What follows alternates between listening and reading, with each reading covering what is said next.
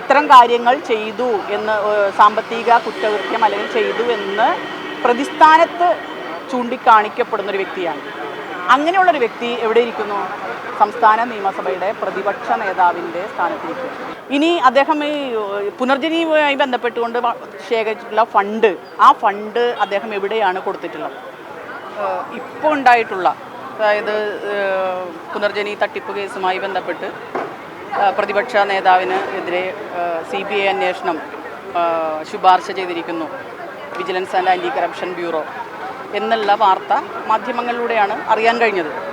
പക്ഷേ പറവൂർ നിയമസഭാ നിയോജക മണ്ഡലത്തിൽ പ്രവർത്തിക്കുന്ന ഒരു രാഷ്ട്രീയ പ്രവർത്തക എന്നുള്ള നിലയ്ക്കും അവിടുത്തെ ഒരു വോട്ടർ എന്നുള്ള നിലയ്ക്കും ഈ വിഷയം നമ്മുടെ മാധ്യമങ്ങളിലും രാഷ്ട്രീയ അന്തരീക്ഷത്തിലും ഒക്കെ തന്നെ കുറേ കാലമായി ചർച്ചയ്ക്ക് വിധേയമായിക്കൊണ്ടിരിക്കുകയാണ്.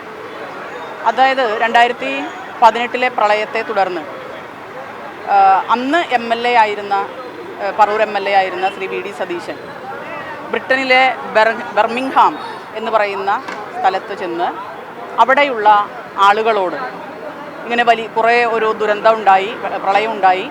അപ്പോൾ അവിടെയുള്ള സ്ത്രീകൾക്ക്, മനുഷ്യർക്ക് ജീവിതം ചിട്ടപ്പെടുന്നതിന് വേണ്ടി അല്ലെങ്കിൽ പുനർനിർമ്മിക്കുന്നതിന് വേണ്ടിയിട്ടുള്ള സഹായം, പ്രത്യേകിച്ച് അദ്ദേഹത്തിൻ്റെ ഭാഷയിൽ, ഇംഗ്ലീഷിൽ പറഞ്ഞത് തയ്യൽ മെഷീൻ വാങ്ങിക്കൊടുക്കണം, അങ്ങനെ നിങ്ങളൊക്കെ തരുന്ന സംഭാവന അവർക്ക് ഒരു ജീവിതം ചിട്ടപ്പെടുത്താൻ ഉപകരിക്കും എന്നുള്ള വാർത്തയാണ്, അല്ലെങ്കിൽ വീഡിയോയാണ് നമ്മൾ കണ്ടത്. പക്ഷേ അതിനു മുൻപ് പുനർജനി തട്ടിപ്പുമായി ബന്ധപ്പെട്ടുകൊണ്ട് രാഷ്ട്രീയ അന്തരീക്ഷത്തിൽ രാഷ്ട്രീയ പാർട്ടികൾ ഈ പ്രശ്നം ഉന്നയിച്ചപ്പോൾ, മാധ്യമങ്ങൾ ഉന്നയിച്ചപ്പോൾ അദ്ദേഹം പറഞ്ഞു അങ്ങനെയൊന്നുമില്ല, അദ്ദേഹം നിഷേധിക്കുകയാണ് ചെയ്തത്. പിന്നീടാണ് തളിപ്പറമ്പ് MLA അദ്ദേഹം വീഡിയോ അടക്കം മാധ്യമങ്ങൾക്ക് നൽകുന്ന അവസ്ഥയുണ്ടായി. ആ വീഡിയോയിലാണ് നമ്മൾ കേൾക്കുന്നത് അദ്ദേഹം ആ മലയാളികളുടെ ആ ഗ്യാതറിങ്ങിൽ ഈ ഒരു റിക്വസ്റ്റ് നടത്തുന്നതും, തുടർന്ന് ഈ വിവരങ്ങളൊക്കെ ഇപ്പോൾ നിങ്ങൾ സൂചിപ്പിച്ചല്ലോ, രാഷ്ട്രീയ പകപോക്കലാണോ എന്ന് സൂചിപ്പിച്ചല്ലോ. യഥാർത്ഥത്തിൽ നിങ്ങൾക്കെല്ലാം അറിയാം, ഈ വിഷയം നമ്മുടെ സമൂഹ മധ്യത്തിലേക്ക് രാഷ്ട്രീയ ചർച്ചകളിലേക്ക് കൊണ്ടുവന്നിട്ടുള്ളത് എറണാകുളത്തെ KPCCയുടെ സെക്രട്ടറി ആയിരുന്ന, DCC സെക്രട്ടറി ആയിരുന്ന രാജേന്ദ്ര പ്രസാദ്, അദ്ദേഹത്തിൽ നിന്നാണ് ഈ വാർത്ത പുറത്തു വന്നിട്ടുള്ളത്. അദ്ദേഹമാണ് വിജിലൻസിന് കൃത്യമായ മൊഴി കൊടുത്തിട്ടുള്ളത്. അദ്ദേഹം ഇങ്ങനെ ഒരു തട്ടിപ്പ് നടന്നിട്ടുണ്ട്, പുനർജനിയുമായി ബന്ധപ്പെട്ടുകൊണ്ട് പണം പിരിച്ചിട്ടുണ്ട്, ആ പണം ഇവിടുത്തെ മണപ്പാട്ട് അപ്പാർട്ട്മെൻറ്റുമായി ബന്ധപ്പെട്ടിട്ടുള്ള ഒരു മണപ്പാട്ട് ഫൈനാൻസുമായി ബന്ധപ്പെട്ടിട്ടുള്ള ഒരു ഫണ്ടിങ് ഏജൻസിയുമായി കണക്ട് ചെയ്തിട്ടാണ് ഇവിടെ വന്നിട്ടുള്ളത്. മാത്രവുമല്ല, ദുബായ് കേന്ദ്രമായി പ്രവർത്തിക്കുന്ന ഫ്ലോറ ഹോട്ടൽ ശൃംഖലയുമായി ഇദ്ദേഹത്തിന് അവിഹിതമായ ബന്ധങ്ങളുണ്ട്, ബിനാമി ഇടപാടുകളുണ്ട് എന്നൊക്കെ, ഇത്തരം കാര്യങ്ങളെല്ലാം വന്നിട്ടുള്ളത് മുൻ കോൺഗ്രസ് നേതാവിൽ നിന്ന് തന്നെയാണ്. അതിനെ തുടർന്നാണ് ചാലക്കുടി കേന്ദ്രീകരിച്ച് കാതിക്കൂടം എന്താ പറയുക, ഒരു കൂട്ടായ്മ രൂപീകരിക്കുകയും അതിൽ ജെയ്സൺ എന്ന് പറയുന്ന വ്യക്തി ഈ വിജിലൻസിന് പരാതി കൊടുക്കുകയും ആ വിജിലൻസിൻ്റെ അന്വേഷണ റിപ്പോർട്ടാണ് ഇപ്പോൾ പുറത്തു വന്നിട്ടുള്ളത്. അന്വേഷണ റിപ്പോർട്ടിൽ ശുപാർശകളുണ്ടാവാം, ഗവൺമെൻറ്റിനോടുള്ള ഡയറക്ഷൻ ഉണ്ടാവാം, അവർ കണ്ടെത്തിയിട്ടുള്ള അന്വേഷണവുമായി ബന്ധപ്പെട്ടിട്ടുള്ള കാര്യങ്ങളുണ്ടാകാം, അതൊക്കെ പുറത്തു വരട്ടെ. അതുമായി ബന്ധപ്പെട്ടിട്ട് കേരളത്തിലെ ഗവൺമെൻറ്, അതിന് ആഭ്യന്തര വകുപ്പിന് നേതൃത്വമുള്ള മുഖ്യമന്ത്രിയുടെ അടക്കം കയ്യിൽ ഈ രേഖയുണ്ടെന്നാണ് മാധ്യമങ്ങളിലൂടെ മനസ്സിലാക്കാൻ കഴിഞ്ഞത്. അപ്പോൾ കൃത്യമായൊരു നിലപാട്, അതായത് 2-3 തരത്തിലാണ്. ഒന്ന്, അദ്ദേഹം അന്ന് MLA ആണ്. അപ്പോൾ കേരള ലെജിസ്ലേറ്റീവ് പ്രൊസീജിയർ റൂൾ അനുസരിച്ച് ഇദ്ദേഹം നടത്തിയിട്ടുള്ള സാമ്പത്തിക ഇടപാട് അത് ആ നിയമത്തിൻ്റെ, ആ റൂൾസിൻ്റെയും ചട്ടങ്ങൾക്കും വിധേയമായിട്ടാണോ എന്ന് പരിശോധിക്കണം. അതും എന്താ പറയുക, വിജിലൻസ് ബഹുമാനപ്പെട്ട സ്പീക്കർക്ക് അതുമായി ബന്ധപ്പെട്ട് പരിശോധിക്കാൻ ഡയറക്ഷൻ നൽകിയിട്ടുണ്ടെന്നാണ് നമുക്ക് മാധ്യമങ്ങളിലൂടെ നമുക്കറിയാൻ സാധിച്ചത്. അപ്പോൾ അങ്ങനെ ചെയ്യാൻ പറ്റുമോ? ഇനി ഫോറിൻ കോൺട്രിബ്യൂഷൻ റെഗുലേഷൻ ആക്ട് 2010, ആ ആക്ട് അനുസരിച്ച് വകുപ്പ് 3(2)A വകുപ്പ് പ്രകാരം ഇദ്ദേഹം ചെയ്തിട്ടുള്ള പ്രവർത്തനം നിയമപരമാണോ, രാജ്യത്ത് നിലനിൽക്കുന്ന നിയമത്തിന് വിധേയമാണോ?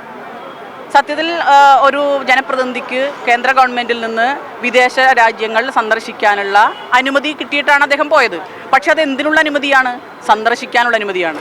അവിടെ ചെന്നിട്ട് ഈ കേന്ദ്ര നിയമത്തിന് എതിരായി ഒരു വിദേശ വ്യക്തിയിൽ നിന്നോ അല്ലെങ്കിൽ സംഘടനകളിൽ നിന്നോ ഈ രാജ്യത്തെ ഇന്ത്യയിലെ ഏതെങ്കിലും ഒരു രാഷ്ട്രീയ പ്രസ്ഥാനത്തിനോ വ്യക്തികൾക്കോ പണം അനധികൃതമായി സ്വീകരിക്കാൻ കഴിയുമോ? രണ്ട് പ്രധാനപ്പെട്ട പ്രശ്നമാണ്. ഒന്ന്, ജനപ്രതിനിധി എന്നുള്ള നിലയ്ക്ക്, MLA എന്നുള്ള നിലയ്ക്ക് കേരള നിയമസഭാ ചട്ടങ്ങൾക്കും വകുപ്പുകൾക്കും അനുസൃതമായിട്ടാണോ അല്ല എന്നാണ് നമുക്കറിയാൻ സാധിച്ചത് മാധ്യമങ്ങളിലൂടെ.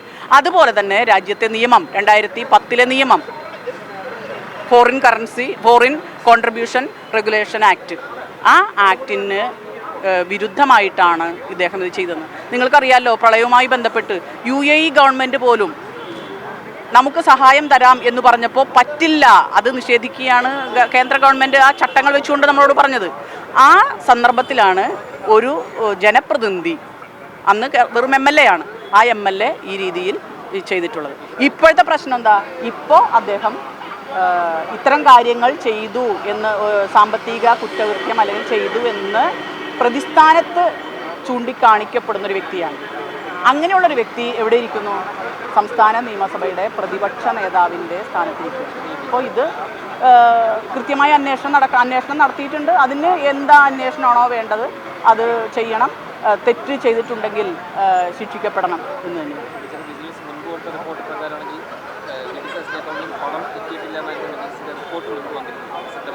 അല്ല, അദ്ദേഹം പറയുന്നത് ഇതുമായി ബന്ധപ്പെട്ടുള്ള കാര്യങ്ങളൊക്കെ അന്വേഷിച്ച് തള്ളിക്കളഞ്ഞതാണെന്നാണ്. അങ്ങനെ ഏതെങ്കിലും ഒരു രേഖ അദ്ദേഹത്തിന് കയ്യിലുണ്ടെങ്കിൽ അദ്ദേഹം വയ്ക്കട്ടെ. വിജിലൻസിൻ്റെ ഏതെങ്കിലും ഒരു എവിഡൻസുമായി ബന്ധപ്പെട്ട് അല്ലെങ്കിൽ എൻക്വയറിയുമായി ബന്ധപ്പെട്ടിട്ടുള്ള രേഖ ഉണ്ടെങ്കിൽ അദ്ദേഹം വയ്ക്കട്ടെ. നമ്മളിപ്പോൾ പറഞ്ഞത് എന്താ? ഒരു പ്രിവിലേജ്ഡ് ആയിട്ടുള്ള, സമൂഹത്തിൻ്റെ മുന്നിലുള്ള ഒരു പ്രിവിലേജ്ഡ് ആയിട്ടുള്ള ഒരു തിരഞ്ഞെടുക്കപ്പെട്ട, അതിലുപരി കേരളത്തിൻ്റെ പ്രതിപക്ഷ നേതാവായിട്ടുള്ള ഒരു വ്യക്തിക്കെതിരെ അദ്ദേഹം ചെയ്ത ഒരു കാര്യം. അത് മാത്രമല്ലല്ലോ, ഇനി അദ്ദേഹം ഈ പുനർജനിയുമായി ബന്ധപ്പെട്ടുകൊണ്ട് ശേഖരിച്ചിട്ടുള്ള ഫണ്ട്, ആ ഫണ്ട് അദ്ദേഹം എവിടെയാണ് കൊടുത്തിട്ടുള്ളത്? ആർക്കൊക്കെയാണ് ചെയ്തിട്ടുള്ളത്? അദ്ദേഹത്തിന് പുറത്തേക്ക് വിടാമല്ലോ. ഇന്ന ആളുകൾക്കൊക്കെ ഞാൻ ഇന്ന കാര്യങ്ങൾ ചെയ്തിട്ടുണ്ട് എന്ന് അദ്ദേഹത്തിന് പറയാമല്ലോ. അന്ന് മുതൽ 2018 ഈ സംഭവം പുറത്തു വരുന്നതിന് ശേഷം ഇത്രയും കാലമായിട്ടും അങ്ങനെയുള്ളൊരു രേഖ, അദ്ദേഹം എപ്പോഴും രേഖയെക്കുറിച്ച് പറയുന്ന ആളാണല്ലോ, അങ്ങനെ ഒരു രേഖ നമ്മളാരും കണ്ടിട്ടില്ല, നിങ്ങളുടെ മുന്നിലും തന്നിട്ടില്ല. അപ്പോൾ വിശദമായ അന്വേഷണവും കാര്യങ്ങളും ബന്ധപ്പെട്ട എന്താണോ ഇനി സംസ്ഥാന ഗവൺമെൻറ് നിയമപരമായി അത് പഠിച്ചിട്ട് ചെയ്യാൻ പോകുന്നത്, അത് നടക്കണം എന്ന് തന്നെയാണ് പറവൂർ നിവാസി എന്നുള്ള നിലയ്ക്ക്, പറവൂർ പരിസരത്തെ ഒരു രാഷ്ട്രീയ പ്രവർത്തക എന്നുള്ള നിലയ്ക്ക് ഞങ്ങളൊക്കെ ഈ കാര്യങ്ങളുമായി ബന്ധപ്പെട്ടുകൊണ്ട് കുറേ കാലങ്ങളായി ഇതൊരു നിഗൂഢമായ ഒരു പ്രശ്നമായി നിലനിൽക്കുമ്പോൾ വെളിച്ചത്ത് വരണം എന്ന് തന്നെയാണ്